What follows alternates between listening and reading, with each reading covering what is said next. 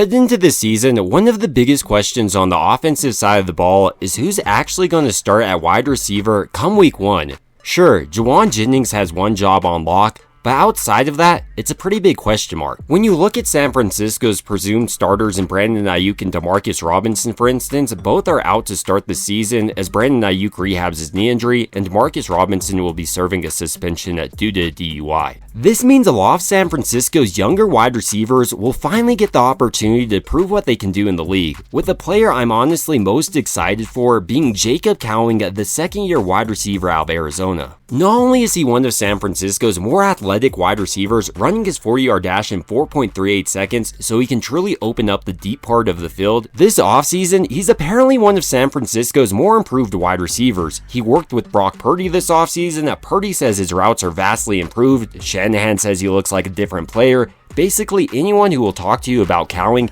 is screaming he's going to have a breakout year. And while he does have to compete with the likes of Ricky Pearsall and the rookie Jordan Watkins, the fact is, Pearsall was injured this last mandatory minicamp period, and Jordan Watkins is a rookie, and Shanahan doesn't prefer to start rookies if he doesn't have to. So with the second-year wide receiver and Jacob Cowing seemingly in line to start the season for San Francisco, in this video, I did want to go over his strengths, his weaknesses, as well as his career up to this point, so we can fully understand what Cowing will offer come week 1. Initially starting out with his strengths, the first thing that really becomes obvious when you turn on Cowing's tape is just how explosive he is down the field. He does a great job of stopping on the dime and then uses this ability to pull out double moves on DBs routinely. Here going against 13, for instance, you can see how Cowing's hesitation causes him to jump on this route, and Purdy knows if someone's even with Cowing, Cowing's going to win the foot race like he does here, and I love his ability to adjust on the fly. In a similar way on this play, going against the Saints, Cowing shows the benefit of coming in at 5'8", and that's his insane change of direction. You can see how he fakes on this out, the cornerback jumps it, and even with him trying to grab a hold of him, Cowing is already too far gone and makes another nice adjustment on this play, grabbing it right in the corner's face.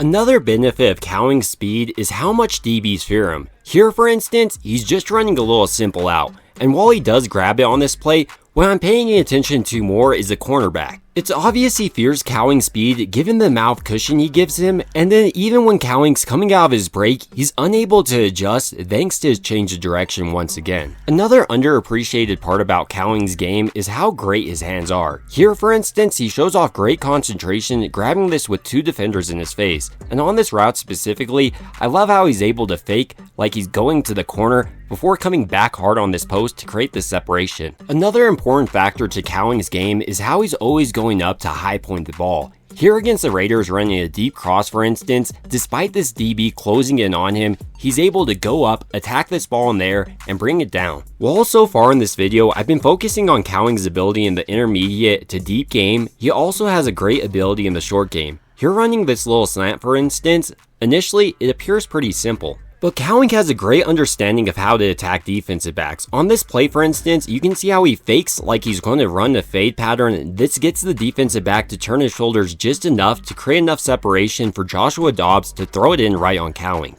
And with it placed slightly behind him, he shows off great body control, adjusting and grabbing this ball and picking up the first down on this play. Perhaps where Cowing will have his biggest impact on San Francisco's offense heading into this season, even with Demarcus Robinson and Brandon Ayuk coming back, will be as a gadget player. In his limited time for San Francisco, for instance, last year, he showed off flashes, and I think he'll be a nice addition with Deebo Samuel's departure. He'll fill in nicely taking little bubble screens, jet sweeps, basically anything that gets him out in open space. The final strength of Cowing's I want to mention before moving on to his weaknesses is his special teams flexibility. Last year, he handled San Francisco's punt return duties, and this year, once again, he's in competition for those duties. But now moving into his weaknesses, Cowing isn't the biggest player. He's only 5'8", coming in right around 170 pounds, so I'll be interested to see how he holds up to an NFL workload. In a similar way, while I'm sure Cowing understands the importance of blocking in Shanahan's offense, I do have questions of how he'll hold up blocking against bigger bodied cornerbacks. He may just be driven into the backfield, and that may cause a run play to be blown up. In addition to that, it's worth monitoring Cowing's routes in these preseason games to see how improved they are. Last year, he took a little bit to get in and out of his breaks. He was quick getting there, but he needed to refine his footwork to get out of his breaks a little bit quicker, which is something a lot of universities don't teach their wide receivers. But now heading into year 2, it does appear like Cowing has taken the necessary steps in his development to see a bigger role in San Francisco's offense.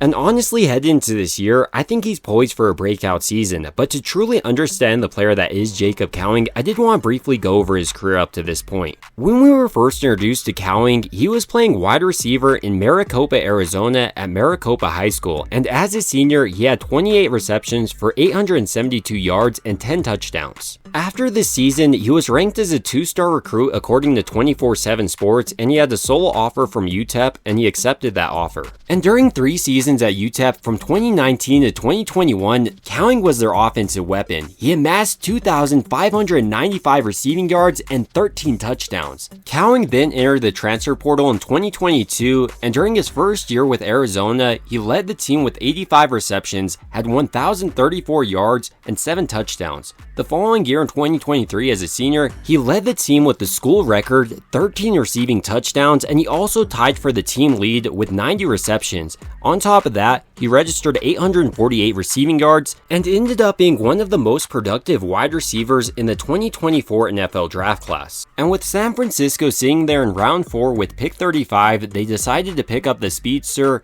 and during his first year, he was able to grab onto punt return duties, and head into this year, he looks poised for a breakout season. But ultimately, these are just some of my thoughts on Jacob Cowing standing out so far this offseason and what you can expect out of him heading into this year, and I'd like to hear your thoughts down below. It would also mean a ton to me if you could like and subscribe, and as always, I hope you guys have a great rest of your day.